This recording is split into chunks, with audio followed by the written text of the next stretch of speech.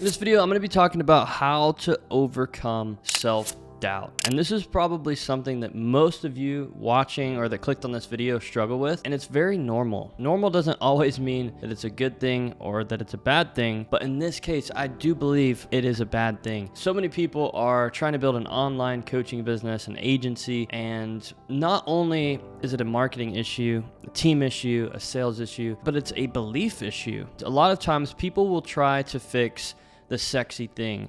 If they could just book more calls, right? If they could just sell another client, everything will be better. But what they don't realize is that it's actually an internal issue.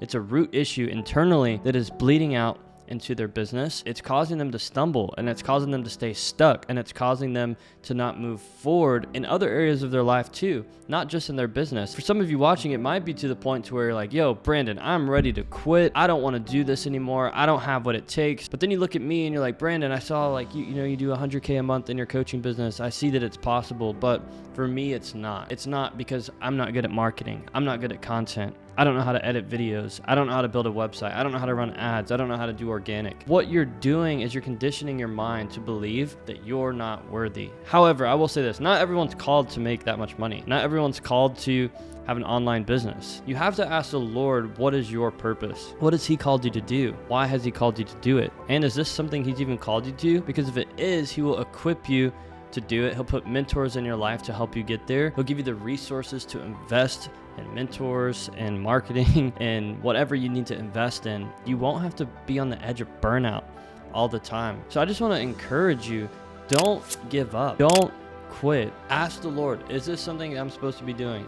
If it is, great. Then that means that He called you to do it, not you. I look back over my life, a lot of times when I was struggling mentally, it was because I was trying to perform or be someone that I wasn't. And no wonder I had self-doubt, because I was doubting if what I was doing was even for God, or if it was for me, if it was selfish ambition. Whatever the case was at the time, I wasn't doing it for the right reason. And in the Bible, it talks about having the right foundation. I believe that principle applies so well to business and so well to an online coaching business, because if He's not the foundation, it's not going to stand anyway. If your foundation is built on watching my videos and other online coaches' videos who make a lot of money, and you're trying to get rich quick, if that's the foundation of your business, if that's the foundation of why you want to start, you're already off track, and you're already, starting from a terrible foundation. That is a horrible way to start a business. You should go into this wanting to serve people.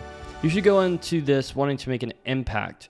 You should go into this wanting to build wealth for your kids, for your family, so you can travel the world if you want to, so you can fulfill your purpose, so you don't have to be tied to a 9-to-5 and think about money all the time. Whenever I didn't have money, I thought about money more. Isn't that crazy? Whenever I had no money, I used to think about money all the time. How am I going to get more? Dude, if only I could afford that truck payment. If only I could get that car. If only I could get that watch. And then you get the watch and you get the car and your business crosses 100K in a month. I don't even really think about money anymore because my thoughts have shifted. And what's crazy is a lot of people think that, in the Bible, when it talks about, the love of money, that the love of money is having money. I would argue that it's not a number. It's a posture of your heart. It's not that, oh, Brandon has a lot of money. Dude, no, it's relative. To most people, I'm so broke. So I don't view myself pridefully like, oh, wow, look at what I did, because the Lord low-key led me into this. And I can't take any of the credit, because it's not just me, it's our team, it's the service delivery, it's the marketing, it's the people that have helped us build this. And it's not me, it's the posture of my heart. All that to say is, think about it.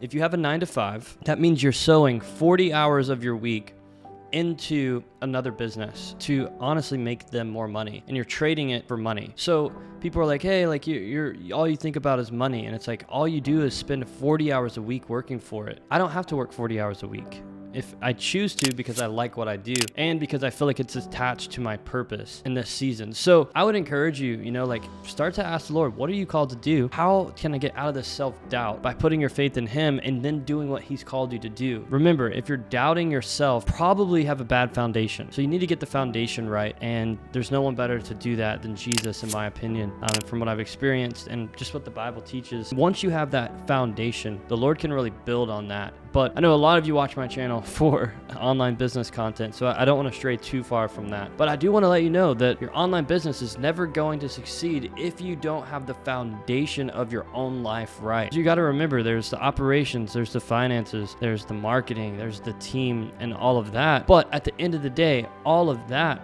is ran by a human being, which is you.